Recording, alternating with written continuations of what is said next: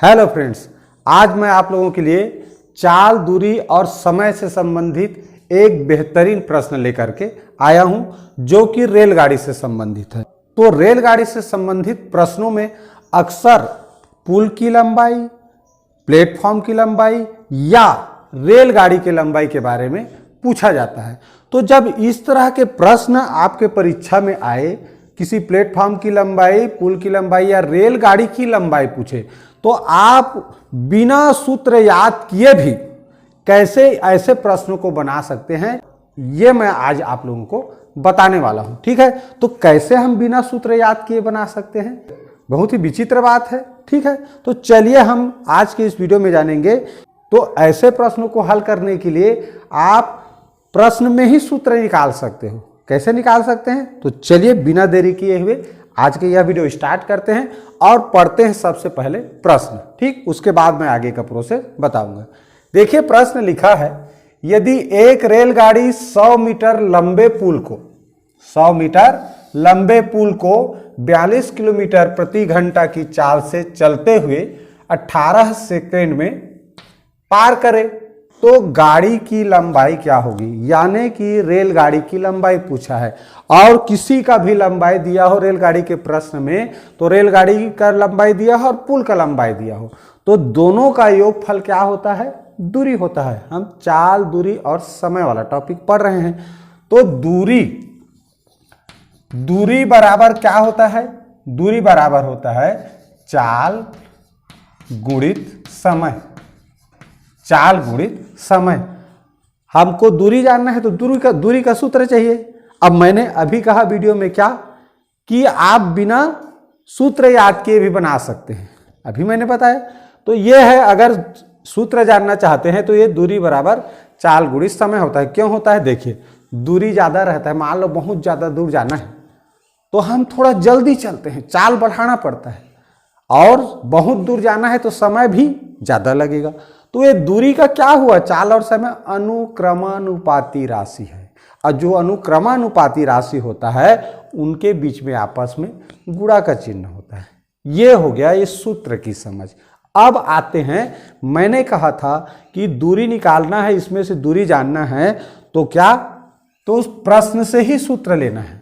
देखिए यहां क्या लिखा है, 42 किलोमीटर प्रति घंटा की चाल। यानी कि ये जो 42 किलोमीटर प्रति घंटा है वो क्या है, चाल है। तो चाल बराबर क्या होता है, मान लो आपको याद नहीं है, 1 मिनट के लिए मान लेता हूं कि आपको चाल बराबर क्या होता है हमको पता नहीं है।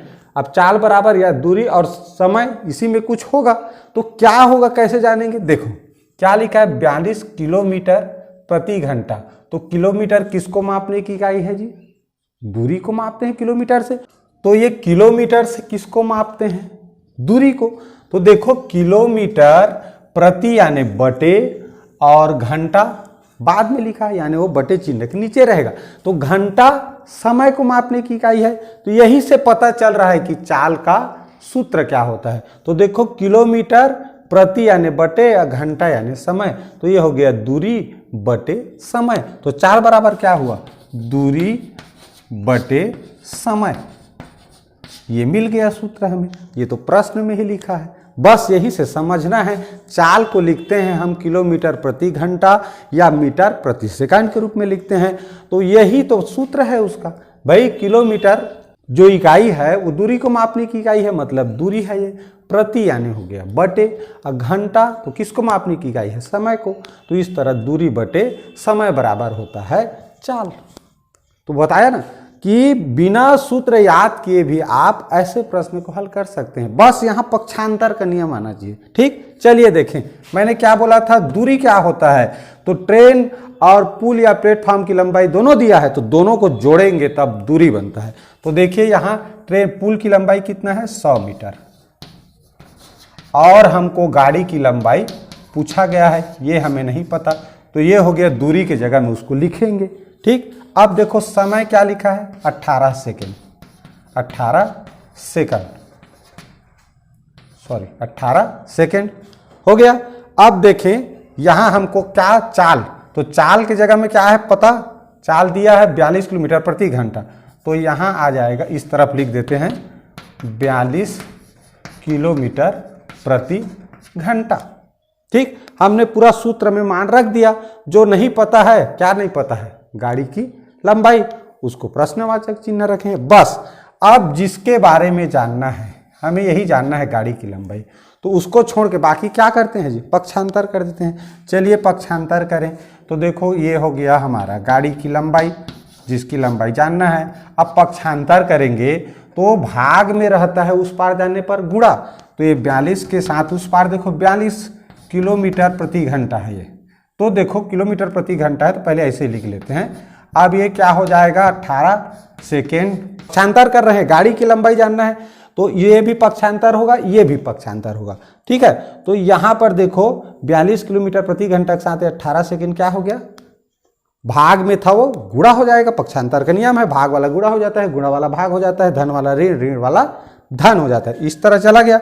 अब देखो ये 100 मीटर ये जो पुल की लंबाई है, इसको क्या करेंगे, बाद में पक्षांतर करेंगे। क्यों, पहले इसको हल कर लेते हैं। देखिए यहाँ अब क्या करना है, ये 42 किलोमीटर प्रति घंटा, अब ये इसमें समय सेकंड में है, तो ये सेकंड में है, मतलब इसको भी सेकंड में करना पड़ेगा। इकाई समान होना चाहिए, तभी हम कोई भी दो राशि में इकाई अगर समान नहीं दिया है तो ना तो उसको जोड़ सकते हैं, ना घटाव कर सकते हैं, ना गुणा ना भाग। तो इसको बदलने का नियम क्या है बताया था, 42 के साथ 5/18, यानी कि छोटे इकाई में बदलना है तो 5/18, और बड़े इकाई यानी मीटर प्रति सेकेंड को किलोमीटर प्रति घंटा में बदलना है तो 18/5, क्योंकि 18/5 बड़ा भिन्न है किससे, 5/18 से।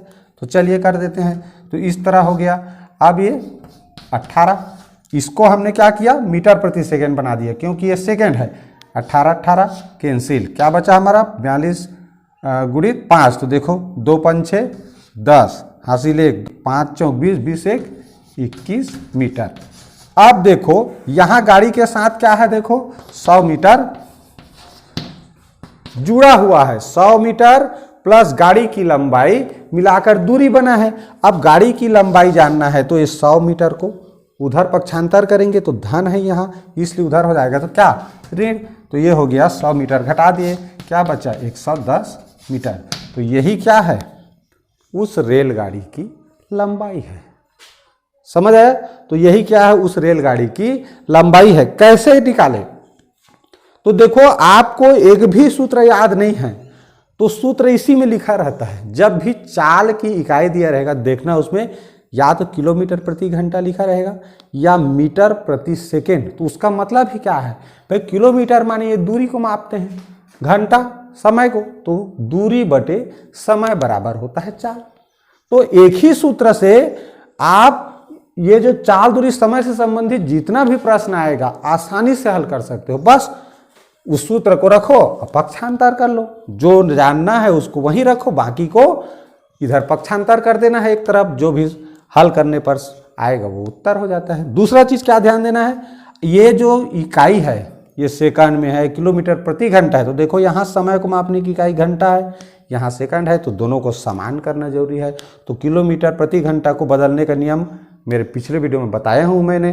तो ये हो गया 5/18 से हमने गुणा करके इसको मीटर प्रति सेकेंड बना लिया। तो इस तरह फिर ये सेकेंड बनने के बाद इसको आपस में हल कर दिए और ये हल हो गया। उसके बाद क्या किए, ये जो 100 मीटर पुल की लंबाई था उसको घटा दिए, क्योंकि दूरी बराबर क्या होता है, पुल और ट्रेन, प्लेटफॉर्म और ट्रेन दोनों दिया है तो दोनों को लंबाई को जोड़ने पर दूरी बनता है। जैसे 2 ट्रेन प्रश्न में दिया है तो दोनों ट्रेन की लंबाई जोड़ने पर वो दूरी बनता है। तो एक का पूछेगा तो एक को तो घटाना ही पड़ेगा। ठीक, तो इस तरह से ऐसे प्रश्नों को हल आसानी से कर सकते हैं। ठीक है, तो आज का यह वीडियो आप लोगों को कैसा लगा प्लीज़ कमेंट करके ज़रूर बताइए। वीडियो को एक लाइक करना मत भूलिए। अगर मेरे चैनल में नए होंगे तो सब्सक्राइब जरूर कर लीजिए। ठीक है, तो पूरा वीडियो देखें, इसके लिए बहुत बहुत धन्यवाद।